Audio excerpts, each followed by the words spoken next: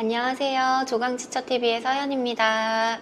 오늘은 삼성이 엑시노스 2100에 대한 소식을 내비쳐서 이 소식을 들고 와봤습니다. 삼성전자가 내년 1월 출시할 갤럭시 S21 시리즈에 자사 칩셋인 엑시노스 2100을 탑재합니다. 엑시노스 2100은 삼성전자가 몽고스를 없애고 ARM 코어를 기반으로 5나노 공정으로 만든 고성능 칩셋입니다. 반도체 업계는 삼성전자가 갤럭시 S21에 들어가는 엑시노스 2100 칩셋의 탑재 비율을 전체 판매량이 얼마로 설정할지에 관심이 높습니다. 14일 모바일 업계에 따르면 삼성전자는 2021년 1월 미국 라스베가스에서 열릴 예정인 세계 최대 IT 전시회 CES 2021에서 갤럭시 S21 시리즈를 선보일 예정입니다. CES 마지막 날인 1월 14일 언팩을 공개하기로 했습니다. 엑시노스 2100은 삼성전자 파운드리 사업부의 5나노 공정에 영국 ARM이 CPU 코어를 탑재한다고 합니다. 드디어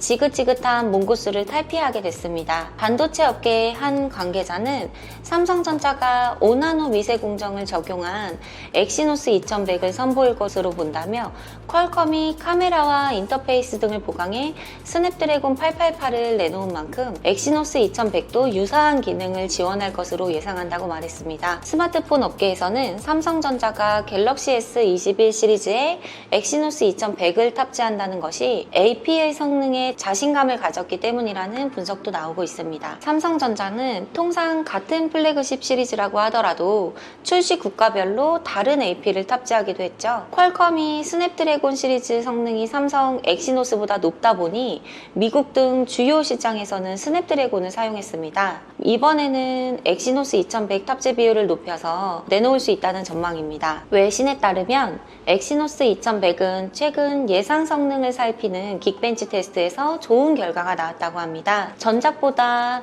실행 속도나 배터리 수명에서 주요 개선점이 보인다는 평가가 나오고 있는데요. IT 팁스터 아이스 유니버스는 11일 자신의 트위터 계정에서 동일한 테스트 환경에서 엑시노스 990이 장착된 갤럭시 S20 울트라는 55% 배터리를 소비한 반면 엑시노스 2100을 장착한 갤럭시 S21 울트라는 배터리를 22%만 소모했다며 성능을 강조하기도 했습니다. 앞서 그는 11월 엑시노스 2100 예상 성능을 호평하며 경쟁 위치에 있는 스냅드래곤 888이 걱정이라는 말도 했죠. 소비자들은 퀄컴이 최신 AP인 스냅드래곤 888 프로세서와 내년 어깨를 견줄 것이라는 기대를 내보이고 있는데요. 드디어 삼성 엑시노스의 반등의 시작입니다. 엑시노스 2100이 스냅드래곤 888 성능을 뛰어넘지 못할 것이라는 시각도 적지는 않습니다. 삼성전자가 최근 플래그십 모델에 선보인 전략처럼 이번에도 주요 시장에는 스냅드래곤 888을 탑재하고